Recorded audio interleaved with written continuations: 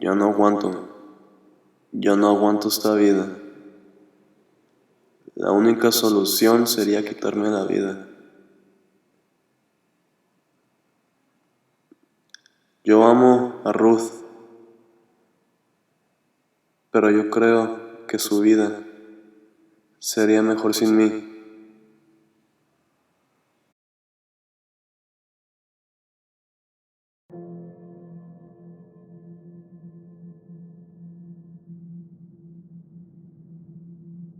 Bueno, ahora nos encontramos en la casa de infancia de Rubik, donde su primo nos dará el tour. Vamos, claro que sí. Ok, esta es nuestra casa, este es el cuarto de tele, cocina, pasar el cuarto de lavar. No creo que debemos así, es la sala, ahí a veces tocaba la guitarra. Pasaba mucho más tiempo en su cuarto entonces, ¿no? Sí, la verdad sí, era más como privado. Yo bajo la cabeza.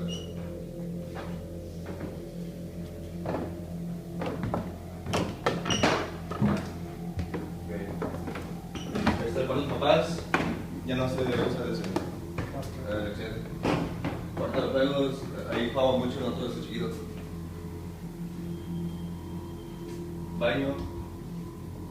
Y este es su cuarto. Va a poner muchos instrumentos y muchos discos de música. ¿Y esto se mantuvo desde que él vive aquí? Sí, de hecho sí, no hemos querido mover nada porque no, respeto, ¿no? Esto vale una fortuna, ¿nunca pensaste en venderlo? No, es familiar. No soy así, no quiero. ¿Todo esto era suyo entonces? Y todo sí, todo sí. Guitarras, de hecho hay más guardadas por ahí. Era fanático de Marilyn Monroe. ¿Quién no? Siempre sí. Ropa.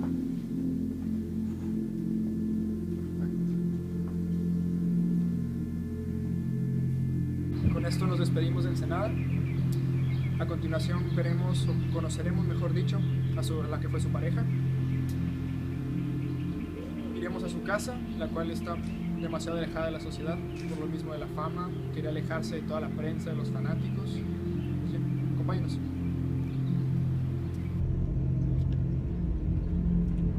Aquí vamos llegando a la zona donde Rubik intentó, bueno, no intentó, logró suicidarse. En este parquecito que está aquí delante. En el centro de la plaza, ahí fue donde quedó su cuerpo. Bueno, donde lo encontraron los de seguridad del club.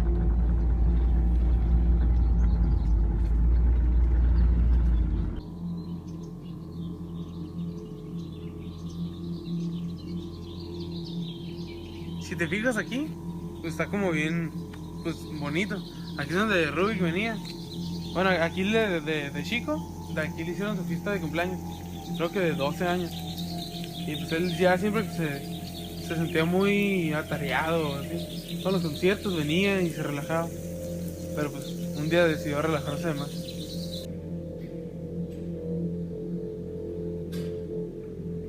En esta habitación fue donde encontramos el cuerpo.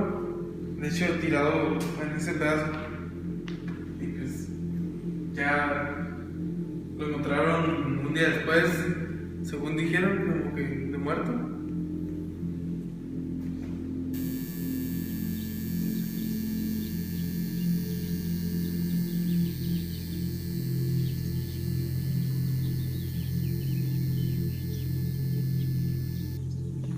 Ahora vamos a ir a donde se puede decir su pequeño lugar donde él se reflexionaba, se ponía a escribir y sacaba toda esa música y todos esos pensamientos que tenía dentro.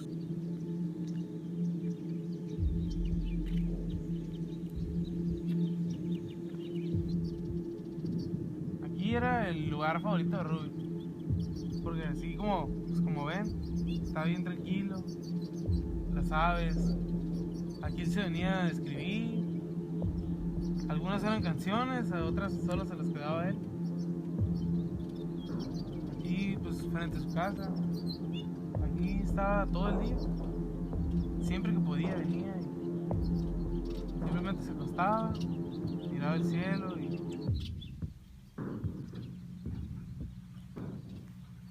esa que está ahí enfrente era su casa. Pues aquí es donde él se la pasaba todo el día y esa pues decidió construir una casa justo enfrente de ese lugar. Pero si no podía venir, pues estaba ahí enfrente y podía ver, era básicamente lo mismo, pero desde su casa. Rubik, una persona, en aquel entonces que la conocí, fue una gira. Pasaban por San Diego, en ese entonces radicaba ahí yo, por unos negocios, por así decirlo. Entonces, recuerdo que fue el concierto en la noche. Fuimos y tuve la suerte, obviamente, porque en aquel entonces tenía, por así decirlo, muy buenas conexiones. Me tocó ir al after. El after ya había empezado, ¿qué será? 2:30 de la mañana. Todo empezó tranquilo, era una fiesta, muchas mujeres, alcohol, como es de costumbre de este show. Entonces, ahí fue cuando pues empezó todo, esa madrugada tan fatídica de aquel día. Empezamos, se acercó, lo saludé, hola, me presenté, mucho gusto. Entonces, lo vi que andaba un poco desanimado, por así decirlo. A mí se me ocurrió pues enseñarle un poco de lo que tenía en ese momento, que era una hierba muy buena en aquel entonces, una medicinal muy buena, recién traída de la mismísima sierra. Empezamos y le gustó, hicimos una amistad, por así decirlo, entre comillas, por ese negocio tan turbio. Pues yo cuando conocí a Rubik, lo conocí en la calle, lo conocí acá en Ensenada, en la zona, por la primera, que se le conoce como el Bajío, en varios bares, ¿no? En varios bares que siempre topaba, en el bar la Política Alegre y en el bar de La Calafia. Entonces ahí fue donde siempre lo conocí, siempre lo miraba tocando afuera del bar o hasta adentro cuando le daba chance, pero nunca me animé a hablarle, ¿no? Nunca me animé a ponerme en contacto con él a pesar de que me gustaba lo que tocaba. Una vez, no me acuerdo cuándo fue, ni en qué bar fue, pero me puse en contacto con él, me animé a hablarle y quedamos en tocar o mínimo juntarnos para ver qué salía. 2-3 días después me marca y me dice que si pudiera ir a su casa y va. Fui a su casa y ya tenía muchísimas canciones hechas, todas de su autoría, y ya nada más me incorporé a tocar la batería. Rubik y yo nos conocimos en un toquín. Yo salía a las fiestas con mis amigas y siempre daba la casualidad de que estaba él tocando con su banda. Entonces a mí me llamó mucho la atención que era como una persona muy misteriosa. Entonces siempre pues ya lo tenía bien ubicado, ¿no? Entonces siempre que lo veía tocar pues me gustaba. Y dio la casualidad que en una de las fiestas conocí a uno de los amigos de Rubik y pues él me dijo que me lo podía presentar. Entonces pues yo con todos los nervios del mundo pues le dije que sí, y desde ese día fue como un clic inmediato entre él y yo. Desde la primera vez que cruzamos palabras fue como magia.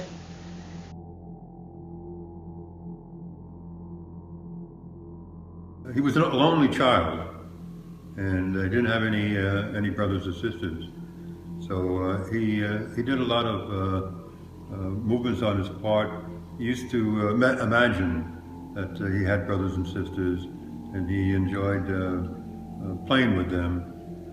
And when he was a very little child, and he liked to be himself, and we always had a lot of laughs and whatnot while he was growing up. A Rubik yo lo puedo describir como una persona, pues a cierto punto muy energética, era muy energética. Era de esos músicos que siempre quería sacar, no sé, la canción, y hasta que le saliera como él quería, hasta los arreglos que él quería, era muy perfeccionista en su música. Y yo creo que eso también fue mucho lo que le ayudó a sobresalir un poco, ya sea que le guste a la gente o no le guste. ¿Eso fue como un sello muy distintivo de Rubik o fue como así lo miré yo? Él, como pareja, era una persona muy amable, muy atenta, súper caballeroso, muy romántico. Siempre le gustaba andar con su guitarra por ahí, componiendo canciones de lo que hacíamos. Nos gustaba mucho ir al lago, a relajarnos, a hacer un picnic, comidita. Y pues salíamos a muchas fiestas. Él era la pareja perfecta, ¿no?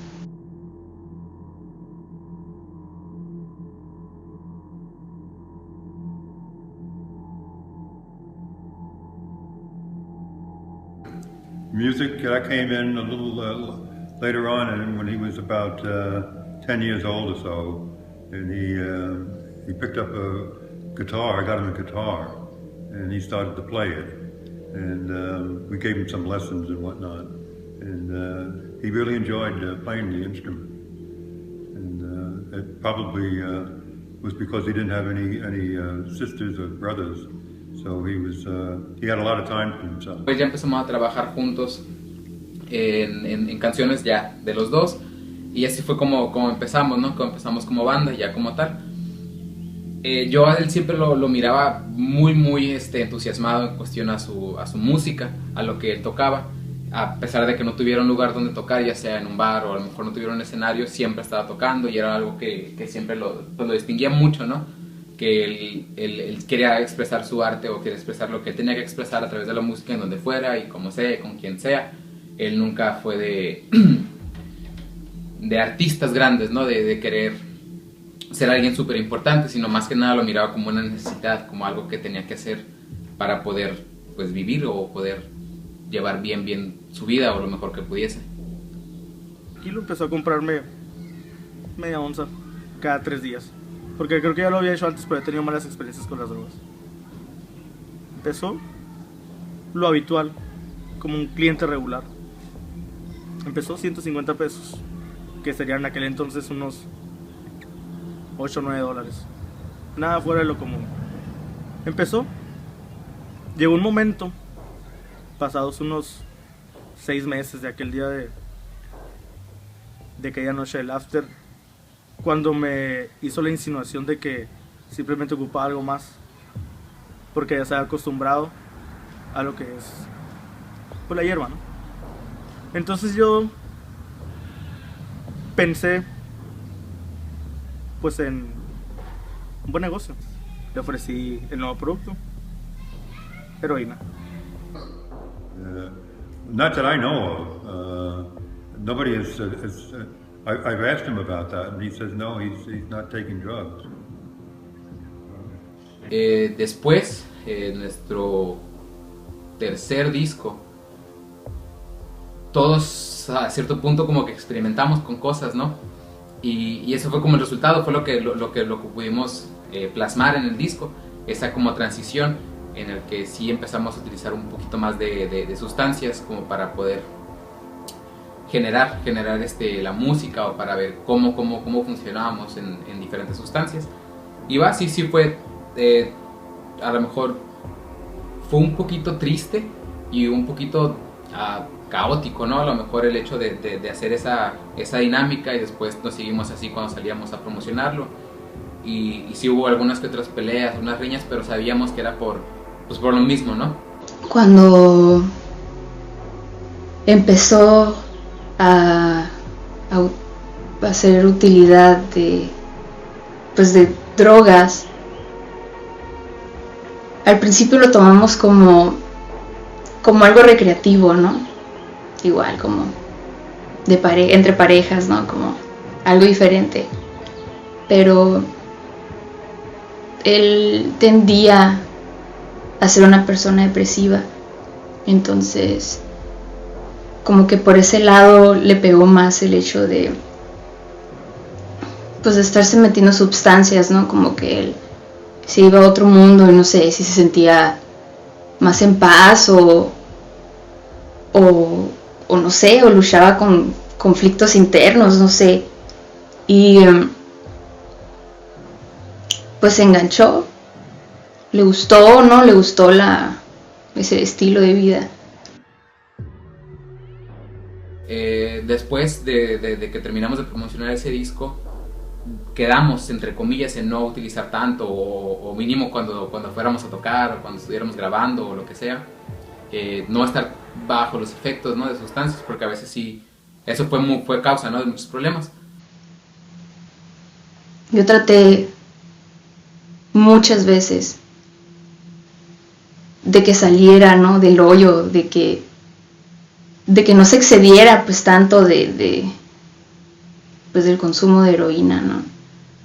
Y él me decía que sí, que ay, no pasa nada, ¿no?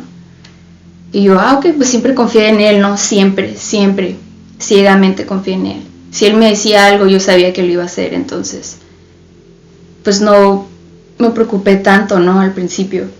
Se quedaba muchas veces en blanco, muchas veces sí se engranaba bastante en alguna canción, pero nadie lo entendía, él nada más entendía, y era muy difícil trabajar con él, muy desesperante, y no porque no pudieras trabajar con él, sino porque él se desesperaba primero que tú, y si no le salían las cosas como él quería la primera o la segunda, se iba al estudio y no lo miramos en una semana, y llegaba al estudio después de la semana y con ideas nuevas, ideas muy suaves y muy padres, pero si no salían como él quería, otra vez se iba 1 o 2 semanas y regresaba con otras ideas. Entonces a mí sí me frustró bastante que eran muy buenas ideas y que este último disco no salió como lo teníamos planeado, y también cuando salimos a promocionarlo, tuvimos que cancelarlo a la mitad de la gira por el mismo problema que tenía Rubik. Entonces fue ahí cuando ya nosotros decidimos darnos un descanso a la banda, y él continuó un poquito por su cuenta. Hizo 2 discos como solista, un disco lo hizo totalmente independiente en su casa con lo que tenía él, y ya después el segundo disco, pues por lo mismo que ya era un poquito más conocido, Rubik, una distro lo patrocinó para sacar su segundo disco como solista, y ahí fue, yo creo que en ese segundo disco cuando bastantes de nosotros, o bueno, los más cercanos a él, nos dimos cuenta que ya estaba bastante metido en las drogas y que tenía problemas. Su disco, las personas que lo conocíamos sí nos dice otras cosas, nos dice, era como un grito de ayuda, de que ya no podía seguir con la misma dinámica que a lo mejor nos quedamos desde el tercer disco. Y pues yo creo que ahí fue cuando ya nos dimos cuenta todos, y así fue como más o menos como me enteré, o cuando, sí, pues yo hablo por mí, cuando me enteré que falleció. El 27 de marzo, el cuerpo de Rubik fue encontrado muerto a unos kilómetros de su casa.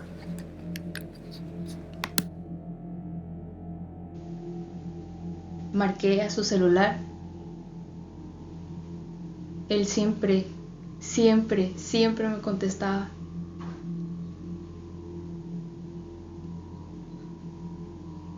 Y esa vez no lo hizo.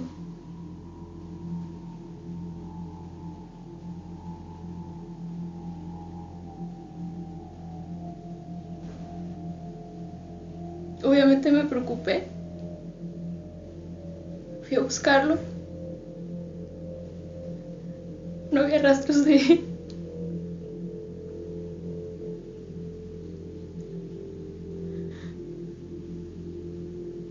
Hasta que me llegó la noticia de que estaba muerto.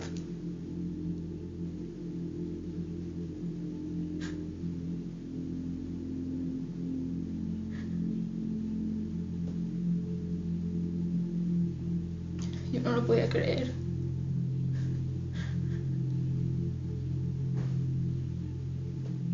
¿Cómo? De un día para otro, el amor de mi vida ya no estaba.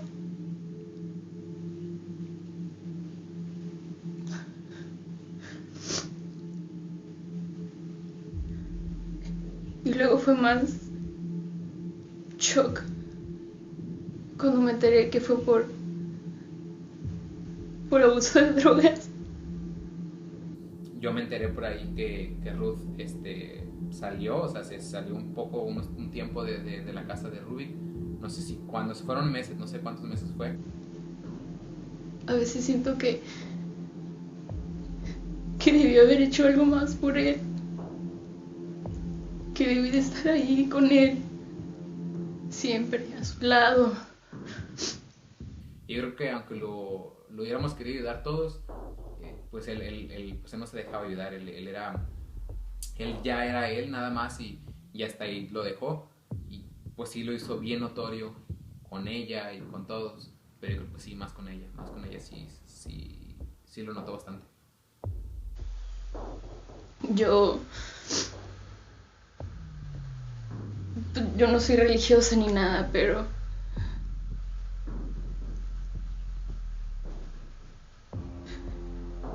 el único consuelo que me queda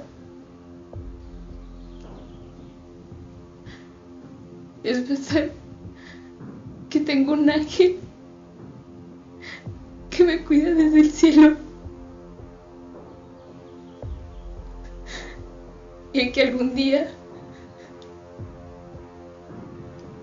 nos volveremos a encontrar. Que algún día volveré a estar con esa persona de la que me enamoré.